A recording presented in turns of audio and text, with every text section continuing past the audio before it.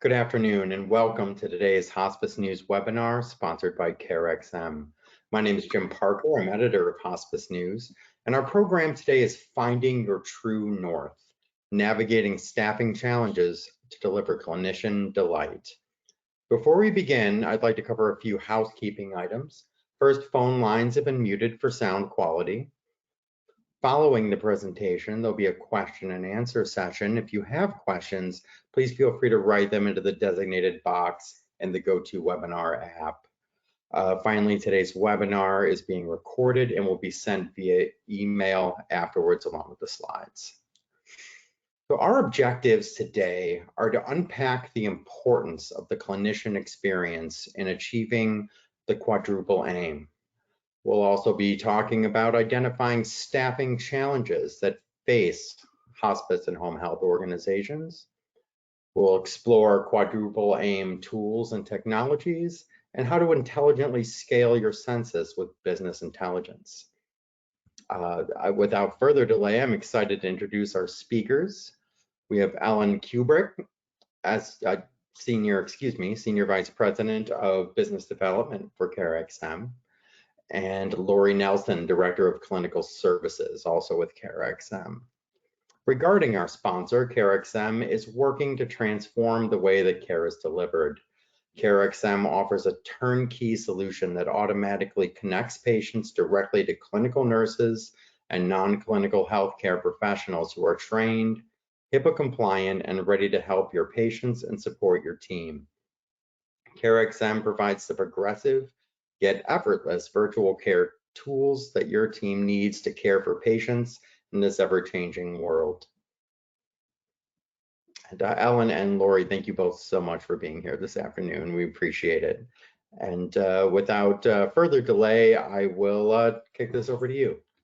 Thanks, Jim, and thank you for everybody for joining. I know it's a time out of a busy schedule, and I feel like we've been facing about 2 years worth of Mondays where every day kind of just feels like we've got a lot. And I think that's where we want to start today, is just saying thank you for all that you do. And we know that as an industry, probably healthcare wide, I'd say we've never really had it easy, but our current landscape is particularly difficult, right? So we have increasing regulation.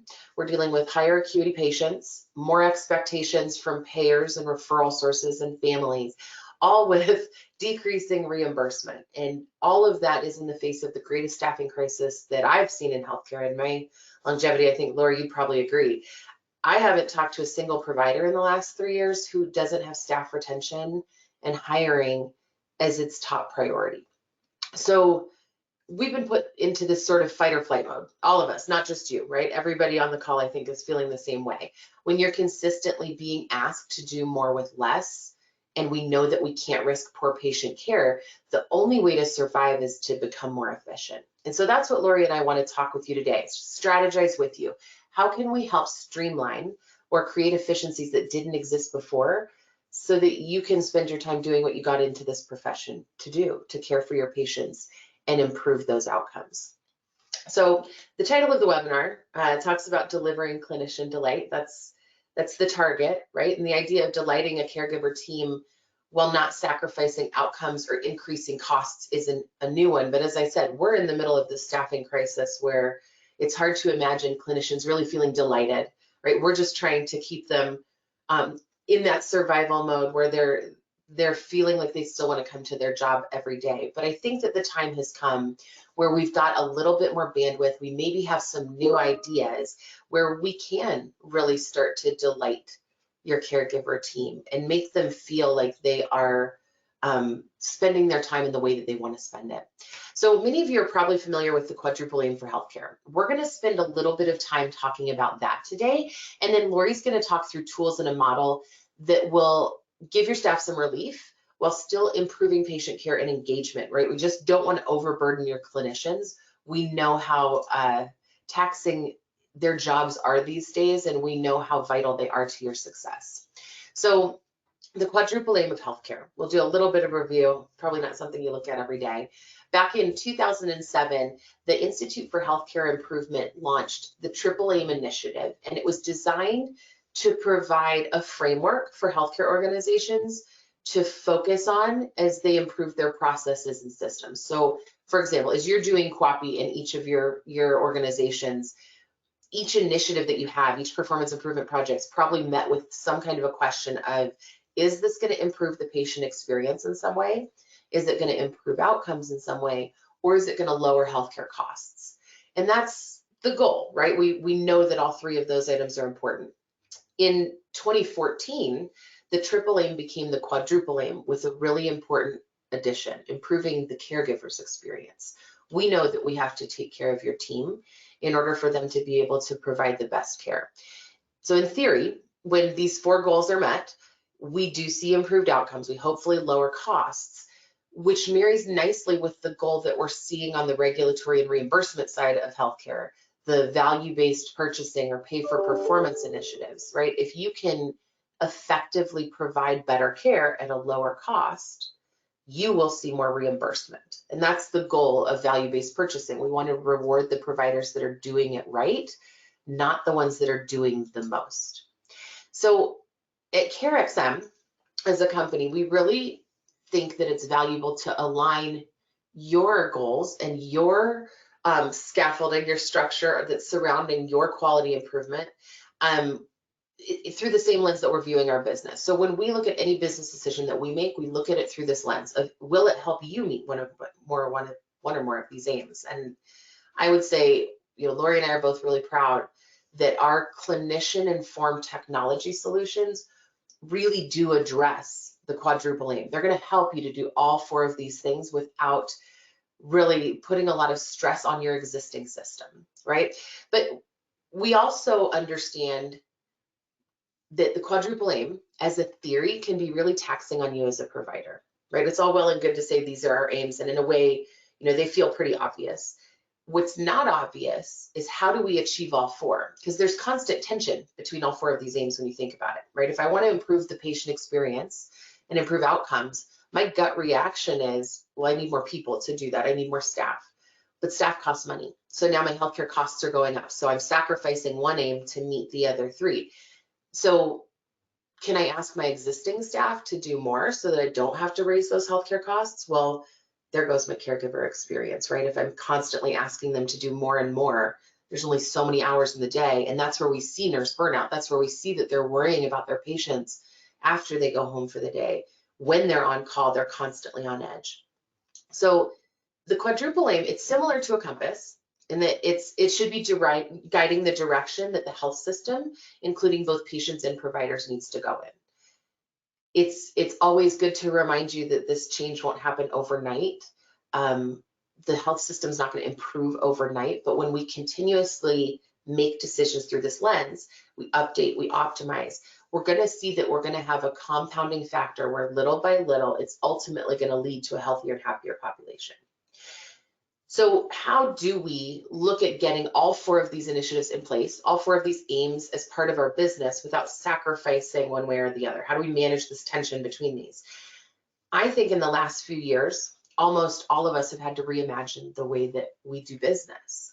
In the tech industry, you've probably heard about disruption. What are these disruptive technologies? So when you think about something like Uber, 10 years ago, I would never think that I could dial up a cab on my phone, pay through my phone, and never have to exchange cash with a cab driver.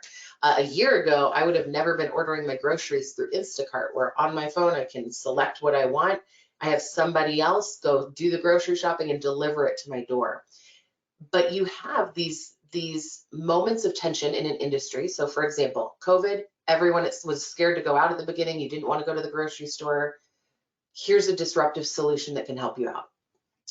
This is one of those points in healthcare where a company comes in, completely disrupts the way that we thought something had to work. This is where we want to look at disruption in your business and question the old way of doing things in order to figure out, how do I improve on all 4 of these aims? And it may be completely reimagining the way that you thought one thing or another in your day-to-day had to be done. Let's take a look at what in our business can change in order to create those efficiencies that didn't exist before. So as much as these initiatives really pull against one another, they're also very connected. In today's environment, customer experience, our patient experience impacts our ability to grow.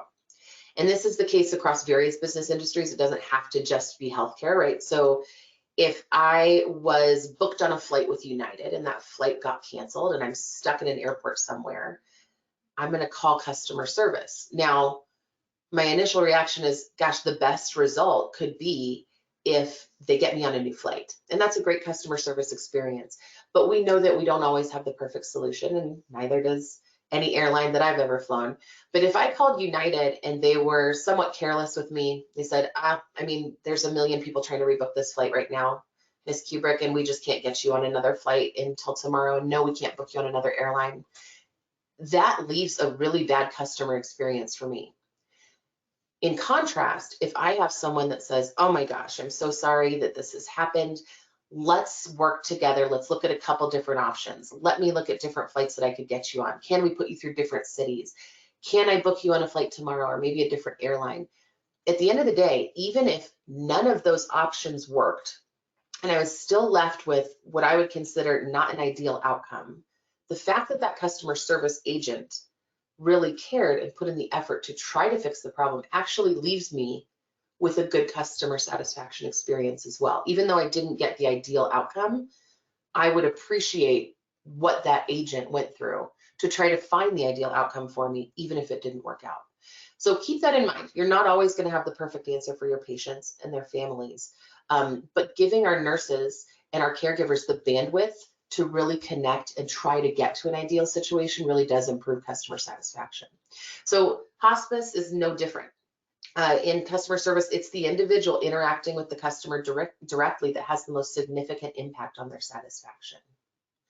So regardless of the problem, again, if your agency is showing care and effort, the customer is highly likely to leave you a high satisfaction score and to refer others.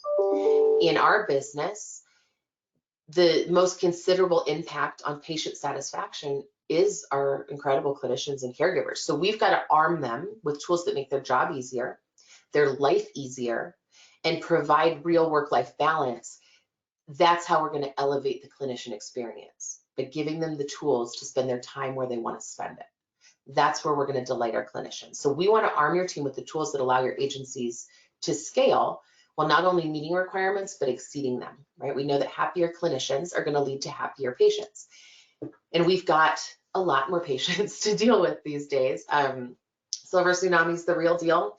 We have baby boomers aging, and they have a strong desire to age in place. I want to say it's like 9 out of 10 want to age in the home.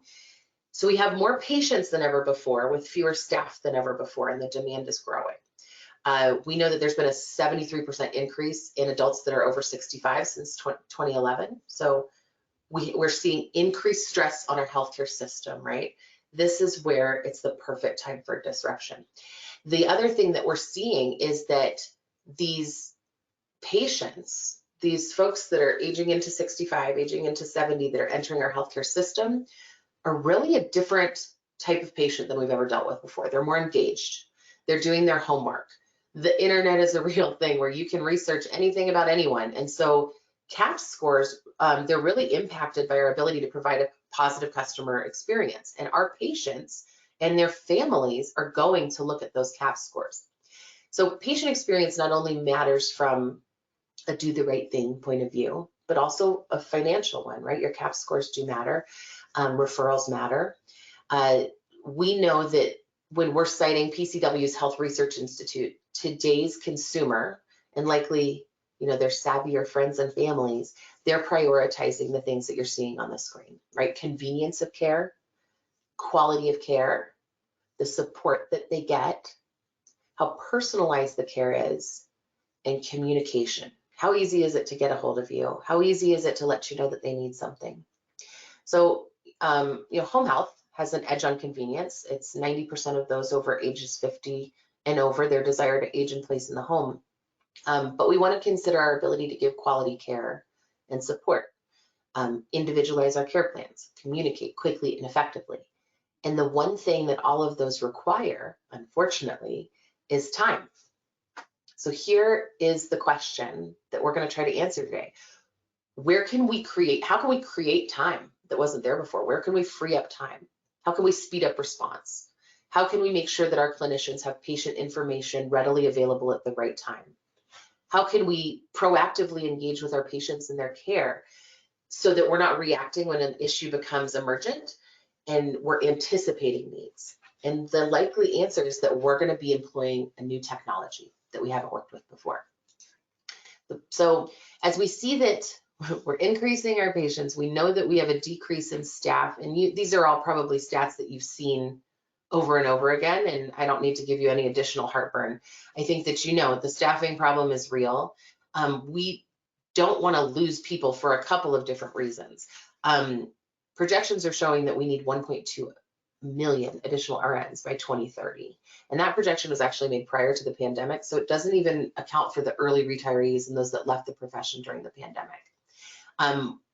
The problem with these seasoned RNs leaving the profession is it's almost like your computers are walking out the door. I mean, you all, and some of you on this call, I'm sure, have been in the business for 30, 40 years, and you know more, you've forgotten more about medicine and about care than most of us will ever learn. That's a pretty big detriment. That's a lot of experience that's walking out of the door. And so we need the ability to hire quickly, to retain, to onboard quickly, and just understand the cost of 1% in RN turnover. It costs about $270,000 a year just for 1% of your nurses turning over. So that's real dollar savings that if we address this issue of clinician delight, if we can retain and attract more talent, there's a very big financial impact that you're going to see as well. So how do we prioritize clinician care? It's not just the shortage that's troubling. The other thing that I would tell you is that institutional loyalty seems to be decreasing pretty quickly. Gone are the days that we see an RN stay in the same practice or health system for 20 or 30 years. They're more willing to change, more willing to move based on engagement and development, happiness, compensation. I think that with Gen Z, we see this as well. I mean, I remember the days where it was a really bad thing if you were jumping around on your resume and you had a new job every year or two. And now it's almost the opposite, where they're wondering, why did you stay at a job so long? That's all over, and in healthcare even more so. So what do we do? What actions can we take? How do we attract and retain these team members? This is a big trend, right? In 2021 surveys, healthcare leaders are listing clinician care as their top priority, which is amazing. We love to see that. Focusing on the clinician experience is the really sensible way to address staffing in your business. But how do you get there? What do you do? So our gut reaction, right, is this emotional, intuitive one, that if I want to provide more relief to my team, I can't overwork them. I can't overtax them. I've got to hire more staff. And that actually puts us in a business decision quadrant, right? We're looking at those four initiatives of the quadruple aim. Hiring more staff, yes, would increase our caregiver satisfaction. It would, in all likelihood, improve outcomes and increase patient satisfaction. But it's going to really put a tax on that healthcare cost to you, and then build through to the patient. So in a perfect world where employees are available to hire, I could hire a ton. Clearly my patient's every need are met, but we're seeing healthcare costs go up.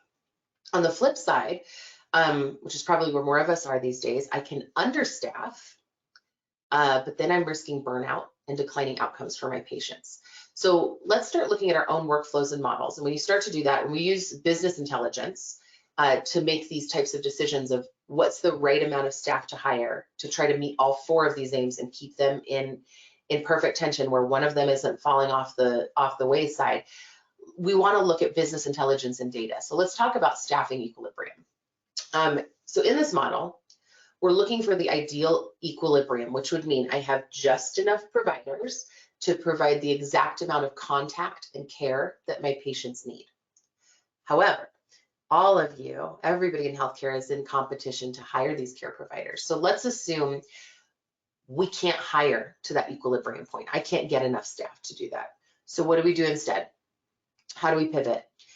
Can we explore using the staff that we have, but increasing efficiency? Now, when I say increasing efficiency, I don't want you to immediately go to, I need you to work more. I need you to put in more hours. I need you to be on call again.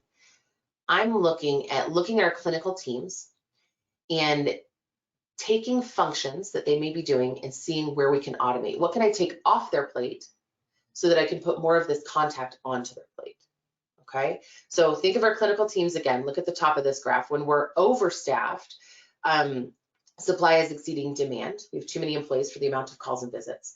When demand exceeds supply, we're understaffed. We don't have enough employees. So we've got to find the equilibrium. And that equilibrium point can move when you employ technology that creates efficiencies that didn't exist before. We can take away some of that work using technology and automation and free up more hours for care. So what if your clinicians today could work the same amount or maybe less than they are now, if we need to give them a little bit of break, without sacrificing the work that they're doing? Can we create a flexible or a hybrid model where you count on technology to fulfill functions that your team is currently spending time on, and then create free time for them to perform other duties? This is how we create time, right, to meet those needs. We want you to staff smarter. So I'll give you an example. A lot of studies are showing that nearly 50% of nurses' time is spent on charting. What if we could make that easier? What if we could use technology to eliminate some of that need to chart, often between systems, and we could free up nursing time that wasn't there before without having to hire? One of our clients, which we'll talk about for a little bit, Bristol, did exactly that. They actually tripled in size, but maintained the same or less call volume coming from their patient base due to using technology and call data to inform how they asked their clinicians to spend their time. So our partners at Bristol were averaging about 2.7 calls per patient before implementing CareXM's intelligent call routing. So with this technology, and Lori will talk about it in a little, we're able to route calls as they come in to the right person at the right time. But then we're also able to report on those calls and give you data to inform business decisions. So once implemented, Bristol Hospice tripled in census while still receiving close to the same amount of overall calls as patients went down, because they used better patient insights, call codes, and routing. So how did they make this happen? They started using our technology platform to route and record and report on those incoming calls from their patients. And because we involved technology, we were able to trend the reasons that most patients were calling in after hours. So you could probably guess what they are, right? I'm out of this medication, or I need these supplies and I don't have any more. They were able to identify why those calls were coming in and then proactively address those types of issues during the day. And you can see that their call volume remains pretty steady for 2 years, even as they tripled in census. So listen to your clinicians, understand their pain points, ask them where they're doing work that they think that they could become automated or more efficient with technology, and then overlay their feedback with patient data. In this case, it was call data, right? And then a company like us can help run diagnostics, develop an action plan for improvement. Our goal is to partner with you to develop a care protocol, not only for your patients, but for your clinicians, right? We want to care for them as well. So another example of how technology can create some efficiency. We talked about Bristol. They use call routing and reporting to make better business decisions and create time. Let's talk about a different technology to think about. So COVID, it kind of influenced this new normal, and we saw this rapid acceptance of telehealth and telemedicine and telenursing and remote patient monitoring. I think McKinsey estimates that it's up about 38-fold since pre-COVID. So none of those are trends, right? If you think about how long we've been able to do FaceTime, it's been a long time. The difference was that CMS approved reimbursement for telehealth and for RPM. Now, we don't get reimbursed for remote patient monitoring, but are there some cases where it would profit us to do some RPM anyway on high acuity patients? Probably not in hospice, but if any of you are doing home health as well, you may see that there's some benefit to that. What I'd ask you, are vitals the only thing worth proactively monitoring? What if we used technology to proactively reach out and automate engagement with our patients about things like pain levels, medication refills, again, checking that they have the supplies that they need? Could we improve their satisfaction by being proactive through technology? Could we reduce readmissions? Could we explore a small shift in our model in this direction? Something to think about. It's another technology that we have. So I've talked a lot about the why, I guess I'd say, and you can see a quote from one of our clients up on the screen. Before I pass this off to Lori to show you the how, I wanted to share how valuable it is to us as a company to get the opportunity to partner with you. You know, our customers have really appreciated our expertise with integrating new telehealth technologies. We've been able to help them cope with increased patient call volume, you know, before and during and now hopefully after COVID. You know, it's been a seamless way to integrate in-person care with remote technology. So I know I speak for Lori as well when I say that's what makes her and I want to come to work each day. I can't express enough how important the work all of you do is. And if we can help one nurse go home and not feel absolutely at the end of a rope, or free up one more hour where a nurse can comfort a family, it's worth its weight in gold to us. So I want to show you a quick video from one of our clients, and then Lori's going to take over. So I think if we could start that video, we'll be in good shape.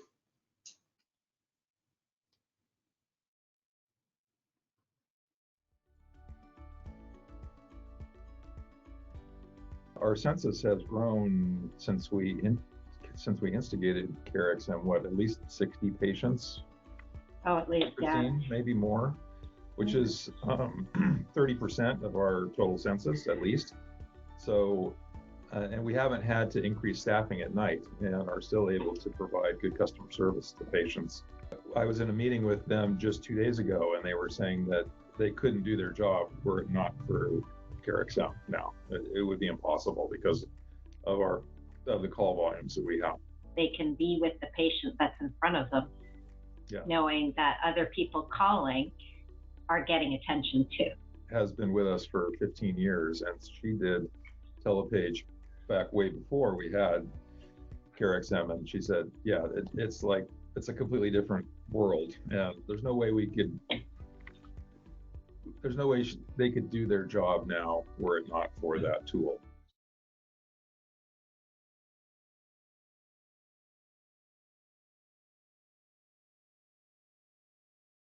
All right, Lori, I'll pass it over to you. I think you might have to share your screen one more time. Perfect. All right. I'll jump to that. I'll skip again. So being a nurse can be a challenge, especially in this home health and hospice world where you have a patient caseload, follows you day to day. One of the biggest challenges sometimes I can feel like for myself personally, and I think many of you can relate, is, you know, the care or the worry or the concern that you have for your patients when you're supposed to be off. You're supposed to be off, but you know, you can't always shut off some of those emotions at times. So, you know, the feeling you're on vacation or it's your weekend off and, you know, you're trying to relax, but your brain's going to patient X's pain issue or patient Y's wound care. Hope they're doing okay. Or I hope that loved one is handling this trial okay. As you connect with families and caregivers, you can't always take that emotion out, and sometimes it doesn't leave you. So you want to check in and see how they're doing, right? And if I feel better, if I just take some time to check in, I feel a little bit better and I won't worry about it, but then you get sucked in, right? And sometimes it's our own choice, we get sucked in and you end up working. And then if you really want to check out, you feel guilty that you're taking some time away when somebody else is maybe going through such a challenge. But when you love your patients and love what you do, you got to find balance. How do we find a break of some kind? How do we figure out how to clock out? How do we deal with some of those emotions that come with caring for individuals who you come to truly care for and treating patients in a way that they feel that you value who they are? That is part of the process. So there's a challenge to being on call. You swing the pendulum from waking up in the middle of the night. You don't sleep well when you're on call, let's be honest. Even if you don't get a call, always in the back of your mind, you're stressed about getting a call and waking you up in the middle of the night. Or maybe you worry you slept through an important call. So how do we really truly give our clinicians a break? So, you know, these challenges are not new to our organization at CareXM. When we talk about CareXM and who we are, our business has been built by clinicians for clinicians. All of our staff members who are working at CareXM are people who have had these experiences. So we talk a lot about burnout, right? That's the buzzword of the year or the decade or the century. I've been a nurse for 20 years and it was a buzzword when I graduated. But what are some challenges maybe within the organization that you support that contribute to this? Are your clinicians frustrated over certain things that maybe you could get those barriers out of the way? What are the barriers that are impacting your patient care and you're delivering great patient care? What about your turnover for your nurses? How are you figuring out that staffing equilibrium, patient satisfaction? So we live in a world where everybody gives their feedback, whether it's solicited or unsolicited. Everybody's willing and ready to give their feedback. So how do you really give good patient care, knowing that whatever the experience is for the caregiver or loved one, they're going to tell somebody. And if it was a great experience, they will, maybe tell 5 people. But if it was a terrible experience, they're going to tell 50 people. So that's the world we live in. So how do we really navigate some of these barriers to patient care? And maybe some of those challenges are not immediately visible. It's not the obvious, oh, if I do X, I'm going to get, and add Y, I'm going to get Z, right? A lot of times those challenges and barriers are the little subtle challenges that are industry-wide that we face every single day. So how do we slowly tackle them? We've been facing them since the beginning of time. How do we tackle them? How do we continue to evolve? How do we continue to grow when facing these same old challenges? They don't go away, right? So when I mentioned our business is built from our people, it truly is built from our people. So when Patient's Experience was our founder, he was going through a challenge on his own. He became the patient instead of the business owner, and he was going through some chemotherapy treatments that required some home health services. And when the home health nurse came to disconnect him from his port, she got a phone call, and you saw the battle in her eyes of, oh man, do I focus on this gentleman here? Do I answer the call? I think he'll be more forgiving if I back up and answer the call, because the call is what's stressing me out. So as she went through that battle in her mind, she grabbed the phone call, came back, got all gloved up again to take the port out, and it happened again. Once again, that little challenge, trouble in her eyes of, oh man, internal battle, who do I choose? I'm going to pick the phone call again because I know it's going to create more work if I just let it go to voicemail. If somebody's going to complain, and the domino effect of that. So as he sat there, he actually thought, wow, my triage nurses are creating this problem. We have no insight or visibility into what this sweet home health nurse is doing. And we're calling her and we're asking her to do more things without really creating a good support system for her. So that is where a lot of our technology has evolved, as we have driven our business to different places in the healthcare industry. It has been driven based off of our patient and caregiver experience. So our motto has always been, there's got to be a better way to deliver patient care. So the same things that we talked about we do every day, there's got to be a better way to do them. So when we talk about how can we do that, a lot of times we get stuck in our rut of, okay, well, maybe I could just tweak this, but it doesn't really change a lot because it still requires maybe people. Ellen talked about that. Hey, if we just hired more people, then it will solve our problem. But that's not always the solution, right? So a lot of times we just think, okay, if we just keep doing the same things we're doing and we have more people, problem solved. But then it creates another problem. So there's a constant need for change and innovation in our space in the healthcare industry. And if you want to stay relevant, you have to figure out the tools that will allow you to stay relevant, to help you stay sustainable and scalable. That was my little alliteration for you. What can we do to be sustainable and scalable? So we saw some needs for some specific tools that help solve that particular nurse's dilemma. So we began to build those tools that would help providers, clients, caregivers, patients really not have that dilemma of sacrificing one patient's care for another staff member's need.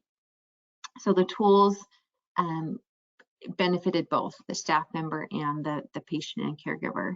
So as we implement this new technology and we allow our clients specifically to gain insight into doing things a little different, that they have been able to evolve and change, their vision also evolved and changed as they started to pick away at some of these different challenges by doing them a little differently. So when we talk about what does it mean to create equilibrium, or how can I create, how can I do more with less? How do I figure out how to still give my great patient care because that's what I'm known for, but then implementing technology to really help that move forward.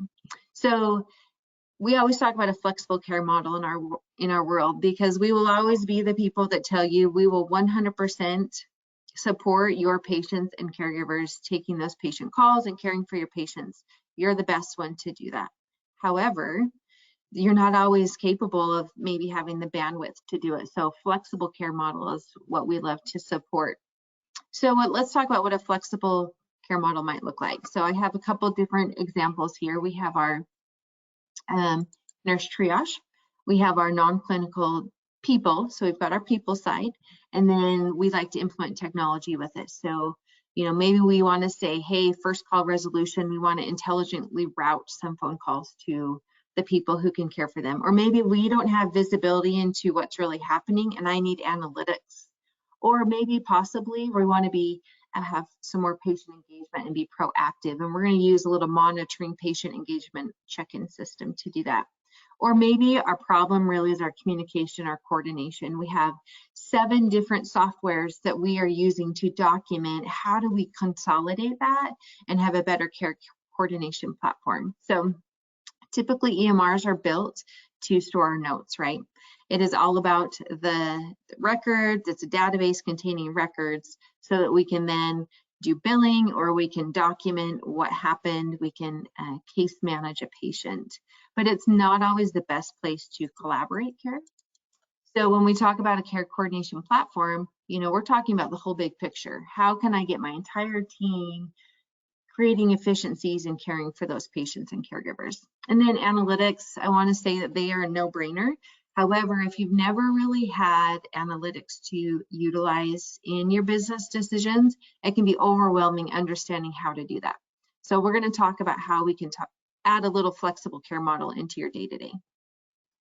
So who can relate to this feeling at times? I know that I can. As a leader in my space, there are times I just think, oh, there's got to be a better way to do this, or how can I get my people to still feel the passion that they had when they first started, or how can I protect them from the burnout that I know may be creeping in on them. So as a leader, I think we can relate to this emotion, right?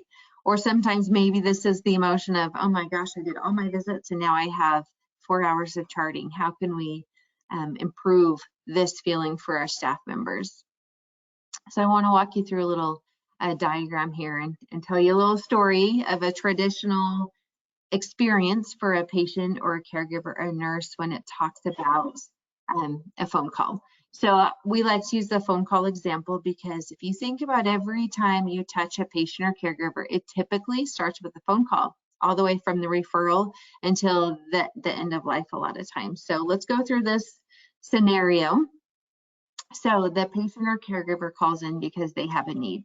Whatever that need is, they have a need and they need to call somebody and talk to them about it.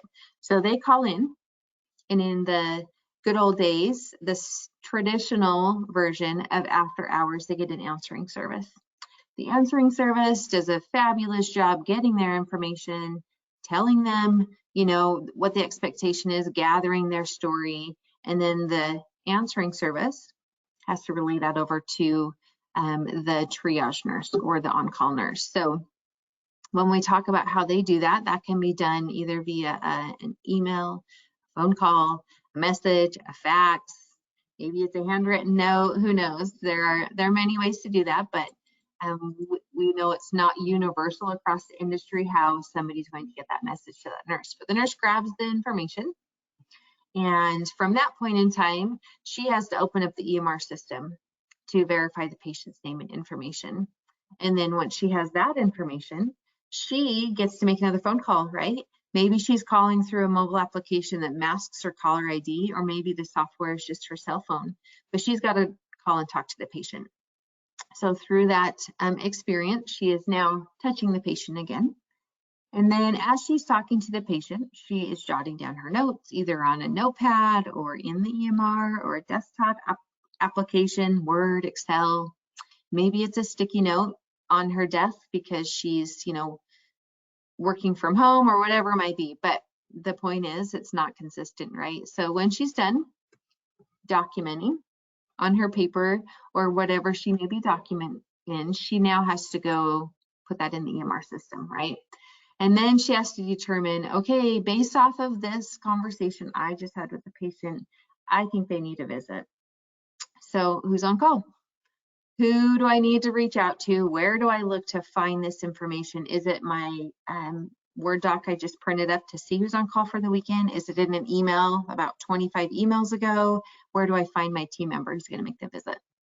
So once they've determined that, they have to figure out how to communicate to that on-call staff member, right? That team member. So maybe it's through a mobile application. Once again, maybe it's through a phone call.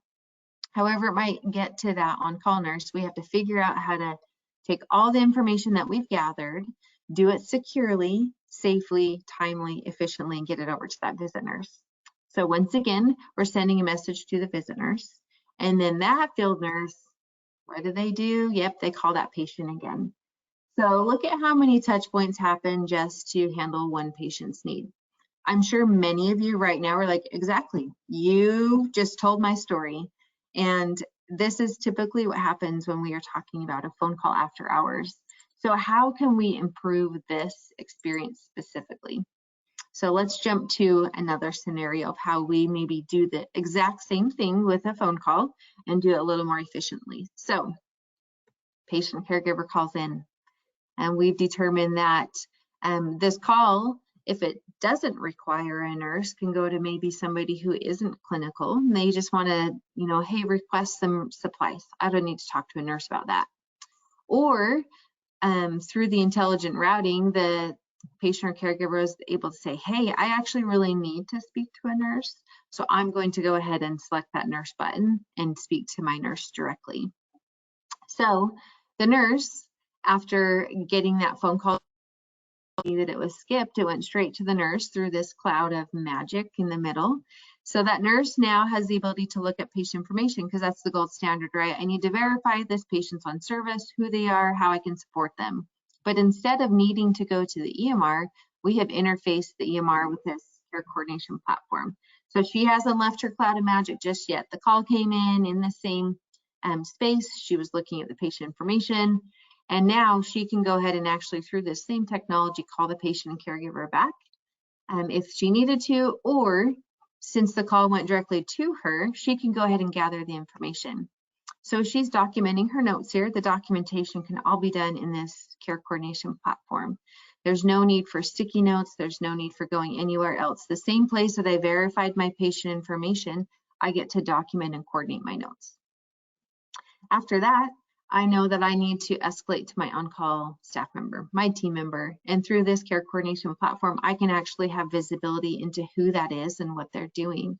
So if I've got a team of 4 nurses out and I can see Jane's busy, Mike is not, Sally is not, and then Missy is, I can see everything they're doing, and I can also see who's closest to this patient. So between Mike and Sally, they're both available. Who's closest? Well, I can see that Mike's closest to this patient, and I want to give timely care to Mrs. Jones right here. So I'm going to send Mike because he is right there. I can send a secure message to Mike through this platform. Not only will he have all the documentation that I already put into the EMR system, including the patient name information, caller information, etc. He has that right at his fingertips. And maybe he's driving, but he's still got the message through the platform. So he didn't have to pull over and write anything else down. He's got it all in the HIPAA secure compliant secure message. Mike is then able to go ahead and hit that caller's phone number, give the patient a call, and give him his ETA. So through all of these touch points, you can see that we went from maybe some octopus arms in my first version to now we're down to like 4 touch points. And through all of the recording and reporting, I'm capturing analytics that are going to improve my day-to-day business decisions. So by simplifying the process through a piece of technology, we eliminated some touch points. When we talk about eliminating touch points, we talk about creating time, as Ellen spoke about earlier. If you just think about the time that it takes to call somebody versus texting somebody, and we are all guilty of this, right? Oh, I don't have time to call them, I'm going to text them because it's convenient and it's efficient. Well, that is a lot of the same technology and time creation that we are using in caring for patients. We don't lose that personal touch in communicating with our team members this way. We're creating time, we're creating efficiency for them. So when we talk about what do we call this care coordination platform, we call it CXM. And the beautiful thing about CXM is it does allow you to really give your best patient care however you want that to be, whether it's through your people or our people. The technology gives the best first call resolution, the best patient care, the best creation of time and efficiencies that you could possibly find. So how do we do that? You know, there are so many different pieces of technology out there. And if your thought right now is, I can't do one more app, we hear you. That is why we feel like we have a great hybrid solution in utilizing technology and people that will allow you to not have 17 apps to do one thing within each app, right? So through different ways of communications, you can nail down a couple of different components of how you coordinate care. So you can know who's closest to the patient, you can route those calls, you can send secure messages, you can see availability, and all of that stuff can be done in one spot. So one of the most important things that I feel like can be missing in our patient care is just real-time information. A lot of times when you are touching a patient, there are multiple people touching it, and maybe you don't always have the most recent information. So using technology in and of itself can create real-time patient data. You can create care coordination in real time. You can assign tasks. You improve communication drastically if it's real-time information, and you can really reach patients, caregivers faster. And so once again, we're creating time as we shave off some of that time spent. So, you know, when we talk about how we partner with our clients, not every vendor is the one that wants to say, hey, we're going to go ahead and give up control because it's better for a partnership. With the right software tools and the right partners, you truly can have flexibility where you get to control exactly what you want to control. And you can give up all of the things that you don't necessarily need to control, but are essential for giving great patient care. So if you can find a partner who will collaborate with you, that will allow you to still control the things that are most important. So maybe quality, and maybe your patient experience is extremely important to you, and you get to control that through pieces of technology. But you're okay giving up the analytics and the hand marking of the types of calls that are coming in, or you're okay giving up, you know, different things about the patient experience that will allow you to control the things you'd like to control.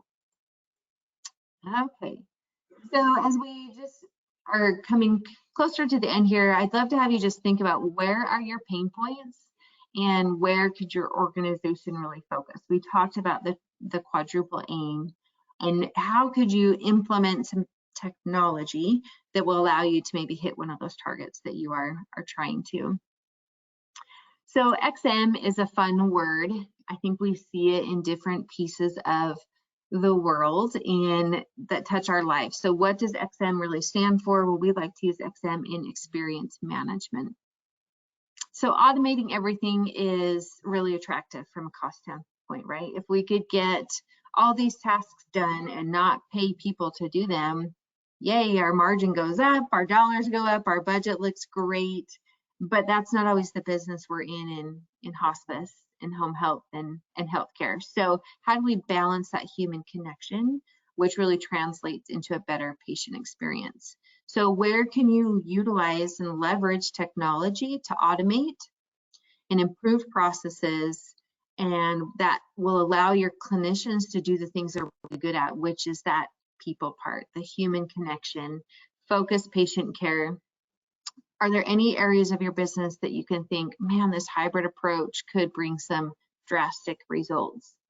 So as you're thinking about that, we're going to go ahead and watch another video. So I'm going to go ahead and go to the next slide, and we'll watch this next video, and then we'll talk again.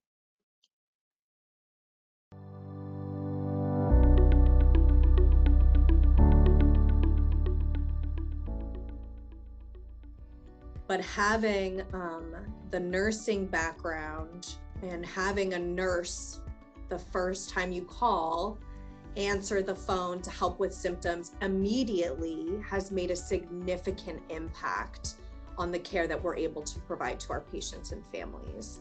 And the continuity of communication then back via the report portal, we're able to see what happened all day long, in addition to the layer of support that our call center internally provides. It has significantly improved our communication scores. Our scores went up 10 percentage points within a year. That's crazy. That doesn't happen. You can see how many calls we're getting around end of life, the amount of refill requests we're getting after hours, how many patients need help with symptoms, or if there's a DME issue, and being able to have the ability for that transparency to go back and then work directly with the staff and put action plans together that flow up to our quality plan. Like, it's just so the transparency just allows for us to really tackle what our true problems are.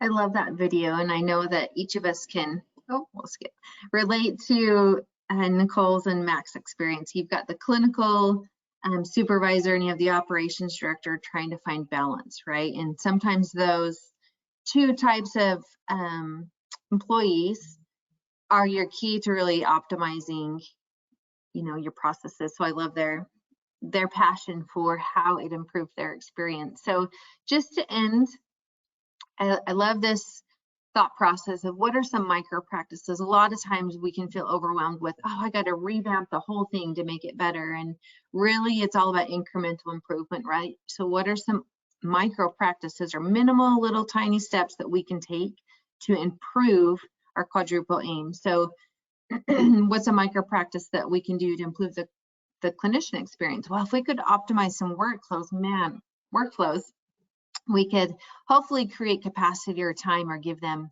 a break, right?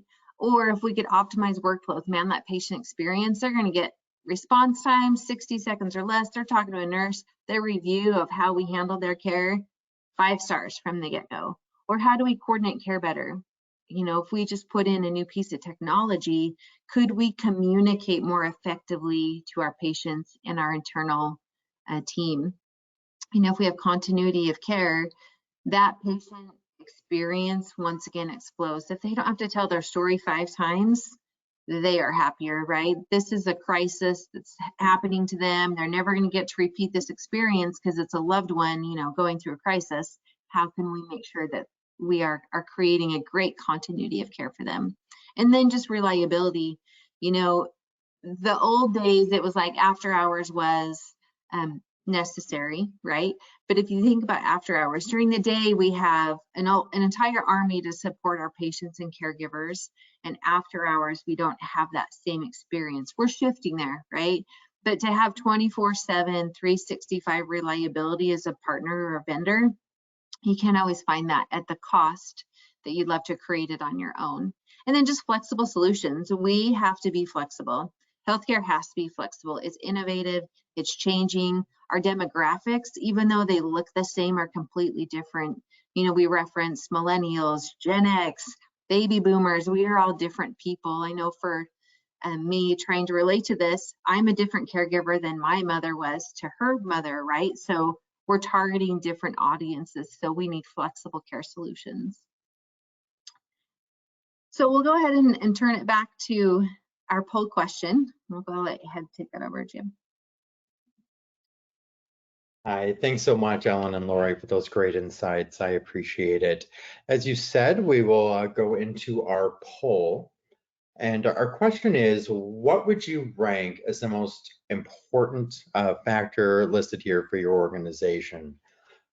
Optimizing workflows, providing secure communications or coordination platform, ensuring continuity of communication, sustaining 24/7, 365 reliability, or relying on experience management to achieve that quadruple aim. So we'll just give you a little bit of time to respond to the poll.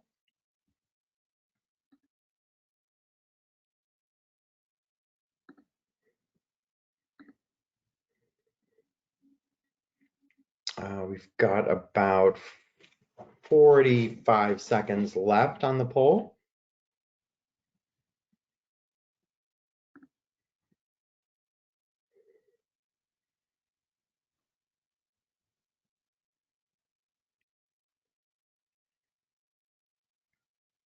Jim, in the meantime, I think we're close to wrapping up. So if there are any questions that y'all have for Lori, you can type them into that question box or chat box on your control panel. We'll be ready to answer those as soon as the poll closes. Absolutely. Thank you. Thank you for that reminder.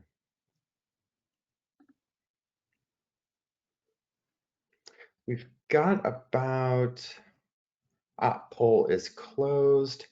So it looks like our number one response was sustaining 24/7, 365 reliability, with 60% of respondents choosing that item, and that is with 45% of our attendees voting in the poll. Of course, you can see here the second most important was optimizing workflows. So we do have just a couple questions to go into. And so first, we wonder what impact, where do you see the most impact with the XM hybrid model in home health and hospice? Can we go ahead and take that, Ellen? I'll start. So I feel like the most impact is really creating efficiencies. When I think about my experience 21 years ago, starting out as a nurse, we're doing the same practices today, but we're different people in many ways. So when I think about how can a hybrid approach or how can technology impact our change, it's really doing the exact same thing. I still have to receive a patient call, right? But I can do it smarter. I still have to document my notes, but could I do it more efficiently so I don't do it 4 times? I don't want to document in this system and in this system and in this system. So we can't change the way we care for patients. It's all required, right? But doing it more efficiently, I think will get the most bang for your buck. Absolutely. Excellent. Thank you, Lori. And we just have one other question. And what is the most common feedback that you receive in terms of your approach with the admins and nurses on staff? So I think we'll do 2 separate. So the admins, I think they love the reporting. I think a lot of times when you think about how do I make business decisions, I'm going off of my on-call staff's emotions. So I'm like, oh man, Ellen is so stressed out. She's saying she's so swamped, and I'm looking at her going, I got to do whatever I can to protect her. But then if I have my data over here, be like, Ellen only got 4 calls last night. Yeah, they all came in at the same time, but she only got 4 calls last night. Like, it probably was stressful for her in that hour, but the other 14 were fine. So I think that admins love the analytics and the data because it takes the emotion out of it, right? I love Ellen, I want to support Ellen, I value Ellen, but I've got my data here to support this as well. I got to run a business. So that's number one for admins. I think for staff members, the number one is really not feeling like you're alone in the after hours. You can feel like a lone wolf sometimes for those 123 hours where you're the on-call nurse. You can feel like you're the only one out there, but I think having support where if I had to take a break, if I had to take a shower and I miss a call, it's okay because somebody else is going to grab that call. So that definite support is probably the number one from the on-call staff. Excellent. And we are just about at the hour. So once again, I'd like to thank you, Lori and Ellen, for being here and facilitating this great discussion. And I'd like, of course, to thank our audience for joining us this afternoon. Thank you all and take care. Thanks, everybody.